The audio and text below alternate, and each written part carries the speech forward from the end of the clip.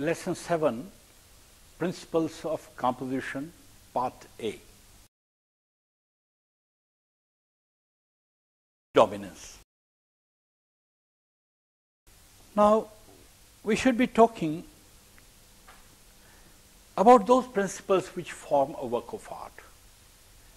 You know, in composition, the dominance is a point which is to be reckoned with. Now, what is dominance? See, on a pictorial surface, if I put anything there, if I give some stroke here, your eyes straightway go to this. To counterbalance that point, I create some texture on the other side. Now, the dominance is such a thing, it may come here, it may not come there.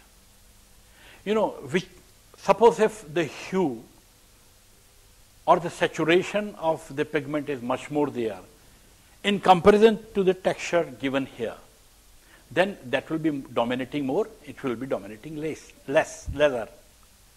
So that is the thing, that an artist decides to create a dominance. He may want the dominance here, he may want dominance there. For example, look at it. Now see, when we talk of dominance, see, your eyes come here first of all to this area, and your eyes are stuck here because the dominance, artist has given the dominance here. In comparison to these two figures, see, there are more than 6 figures here, 2 to 4, 6, 7 figures are there. See, this is a group of 7 figures, and this is a group of 5 figures, lady figures, with variety of shapes. See, if you just see the contour of the entire formation here, it is quite strong enough. So many figures are there. But you know what is happening? This is juxtaposed with yellow color. This is juxtaposed with white color, white pigment. So this is pulling your eyes. Then the space behind it given here with the dark trees, you know, that slouts these figures up. And that is the reason that this figure is more dominated here. After this dominance, you look at here, look at here, look at here, and look at here, and in the last you look here. Though this form is bigger than this group, but you look here at the end, because there is a negative color, black and white, in comparison to these colors, where gold has been used, red has been used, green has been used. So, see, I believe you have understood how the artist creates a dominance. Now, this picture is almost bilateral. See, you can divide it from here to like this. It is bilateral. So, this is a bilateral composition where the dominance is created parallelly here and there, though there are differences in the shapes here. Here is a group, but the outer contours are different. Here, outer contours are different. Similarly, here, you see differences there. But in measure, it is a bilateral composition. But you have understood how the dominance is being created. Now, this figure could have been kept even here. But then artists would have used much stronger pigments to counter these forms and this form. So that is the way how you create a dominance. Similarly, we jump to this abstract painting. Now see, this is another example of painting, which is an abstract painting, or you may call it non-figurative painting. In this painting, you know, your eyes reach to this form. First of all, the moment you look at the picture, your eyes come to this form. And after this, it comes to your red strokes. If you count the saturation of color or the pigment used here, the black color is much more here in comparison to the amount of red color used here. Red color is too less. The black pigment is too much here. still your eyes go to red color. So now look how the artist creates the dominance. With this red color, he has enriched the entire form with the few strokes of red pigment. Now after this, the artist wants your attention to this area. See, this is space. In this you have this form. And this form has been supported by the texture on either sides of this form. These textures have been created by some chemical or by some solvent. So this is the way how the artist wants your eyes to come here. In the earlier picture, the dominance was in the center. It was a bilateral picture. Here the dominance is on the right side of the vertical surface area. In this surface area, your eyes are not in the center. That is off to the center on the right side. And then it jumps to the left side, but not in the center. So this is how the artist creates the dominance. See, this is a famous painting by Rembrandt. Rembrandt, the Dutch great master. Now in this painting you see, this is a portrait of a man where your eyes come straightway to this form, and then it goes to this necklace. Then it passes here, and then your eye goes there, and then eye goes there, and the other area has been completely darkened. Now the artist wants to give the dominance here, and here he has used the half of the face, profile face, that is darker, and half of the profile is strongly bright. Rembrandt is very famous and known for playing with the lights. But the light he creates, against the darkness, he brings the light here to create a dominance. Then secondary, he reaches here with the dominance.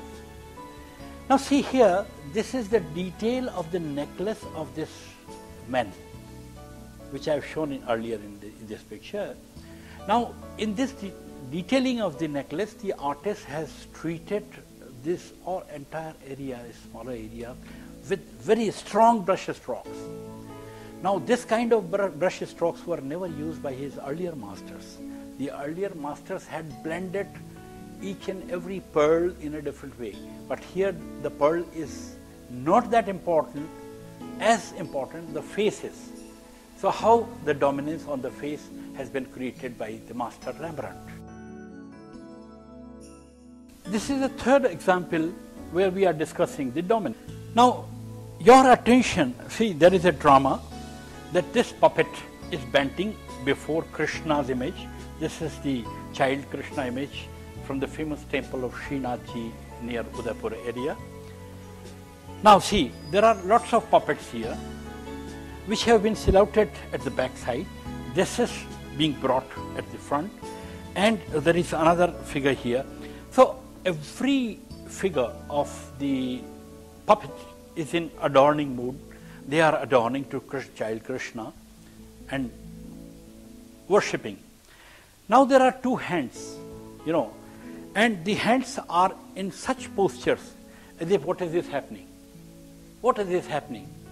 This could be, I'm not wanting to talk about the philosophy that artists might have been wanting, but the dominance we are talking, the first dominance comes here because this face is so bright against the darkness. Though this figure of Krishna is also against the light, the dark figure against light, and here light against dark. But this figure is bigger in scale, so your eyes come here. And you feel that this is an important figure which is bending before Krishna. And Krishna's image is smaller than even these puppets which have been painted at the back. But because Krishna has been silhouetted with the light here, and it has been placed in a space where nobody is destructing the contours of this figure. The contours of this figure are not being attacked by any shape here or any color here. So the dominance comes here, second time. And here, though the figures are bigger, much bigger, larger, with different expressions, yet those figures are not in the front, they go at the back, and the dominance comes here and there. And here maybe it's a king, or it's a representation of a ruler that ruling at present, and everybody is adorning. But why puppets? That may be a question with the artist's expression. We are talking about dominance. So I hope you understand the dominance. Now, among the principles of composition, next comes harmony. Here is a picture. Look at this picture. Now, in this picture, you see this blue against this, and suddenly you come against white. And white is so strong here, here, here. So there is so much of contrast. But still, you know, there is a harmony of shapes. Harmony is such a thing. See, the best harmony is between a man and a woman, a husband and a wife. They have a harmonious life. You know, there is another element which will be dealt with in the next time, that is contrast. Being contrast, husband and wife in their physical formation, they create a good harmony. Harmony means we have to keep each and every element in such a way that there is a good tuning. There is a good tuning. Nothing should look foreign. Nothing should look awkward. If any shape is there which is awkward, it will destruct the harmony. For example, I show you this beautiful chair. This is a copy of a Persian painting. Look at this square. This is a form of a canopy, and this has been painted too much in the paintings of Bundi painting, Kota painting, and even Udaipur paintings. But see here, look at the space area covered here in comparison to the figures. There are so many figures. This canopy is occupying so much of a space of this pictorial area, and this canopy as well. So this is creating bad harmony into the picture. The total harmony of the picture is lost. Fortunately, the artist has not forgotten. He has not put a bright color which has been largely used into our miniature paintings of Rajasthan. You know, in Rajasthan painting, they would use red color here, the vermilion color they will use, or the rose madar they will use here and there, or they will use chrome yellow color. Had it been chrome yellow color or crimson color or even a vermilion color, can you imagine what would have happened? What would have happened to these figures? The harmony would have entirely lost. So this is how you can create harmony, you can lose harmony. Harmony is the most important element of composition. I mean, it's one of the principles, and we have to take a lot of care of creating harmony into a pictorial area or a work of art.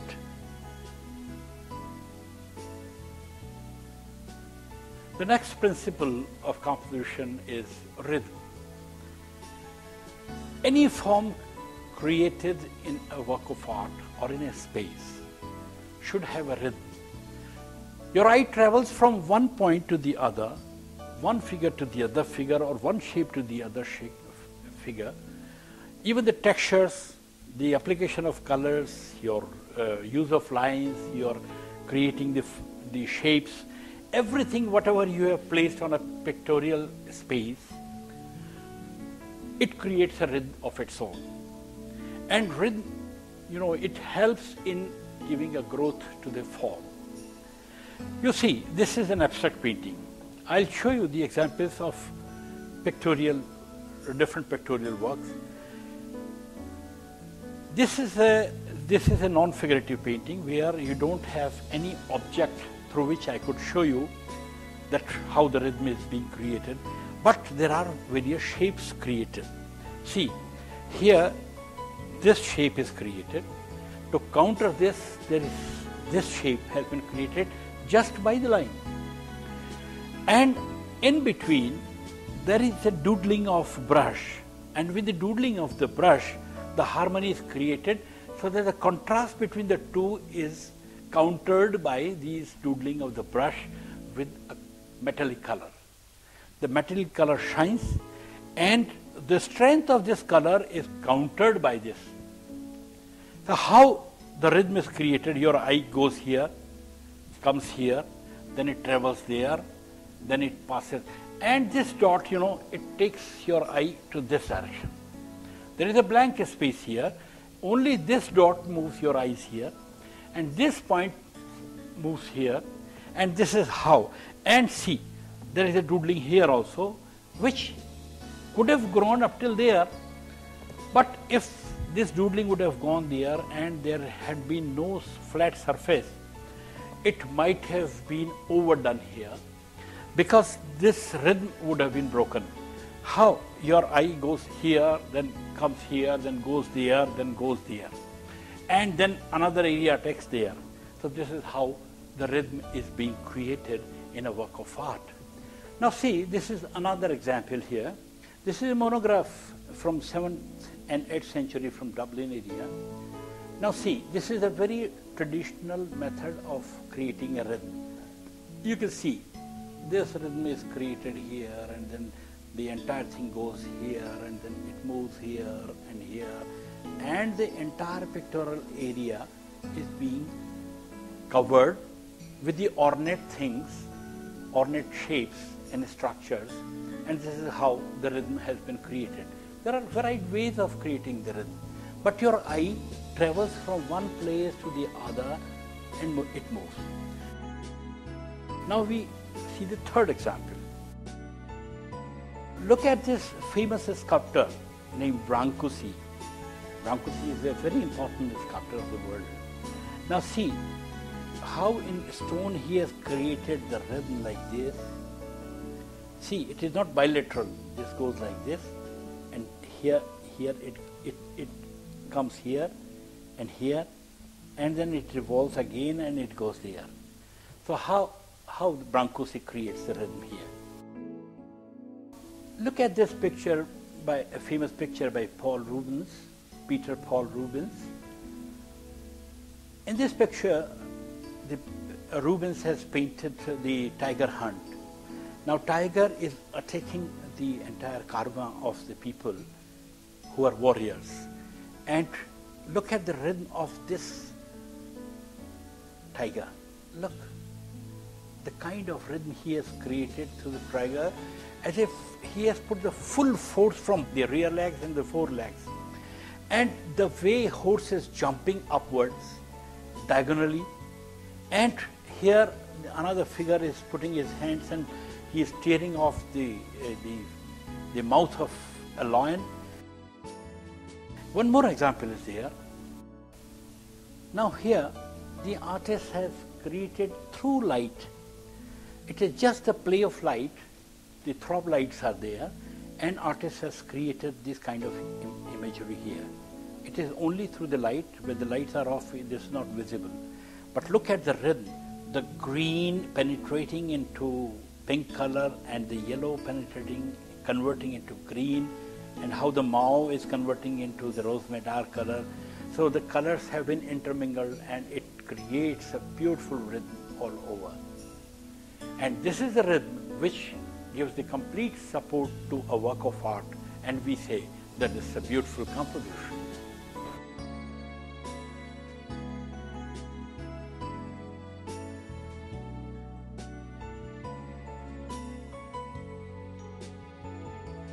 First of all, I should explain why principles are necessary. Because painting is also called design. When it is a design, it should create certain order, means colors, tones, texture, forms, lines, etc. all are the units of composition. They have to coordinate each other. They have to create symphony between each other. And that's why principles have been created to assess a work of art. Now, there are normally 2-3 principles.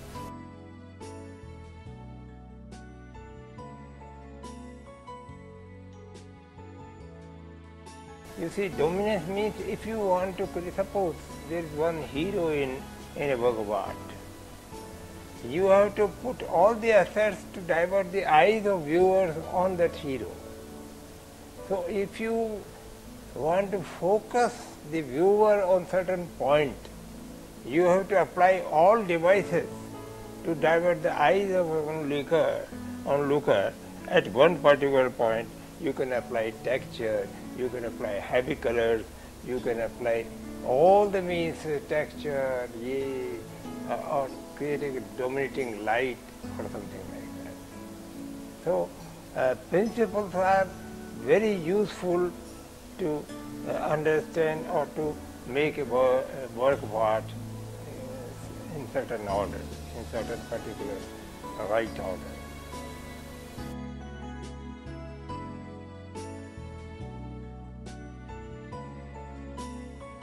Harmony is the total sum up of all the things creating a good design.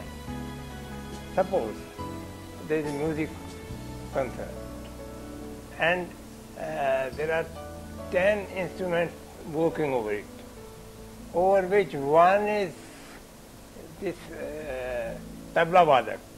Say he is creating all the sounds and other things, and he is subsiding other colors, other you see instruments, and then the harmony is disturbed.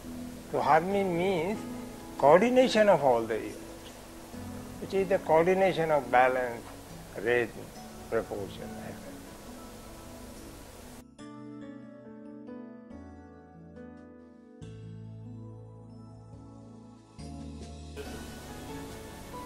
Rhythm is very important because your eyes has to move. Eyes have to move according to the form, according to the lines, according to the tones and texture. Harmony, if one picture is giving weight on one side, that is lost. Harmony is the total sum of a work of art. Harmony is the coordination of all the elements into a work of art.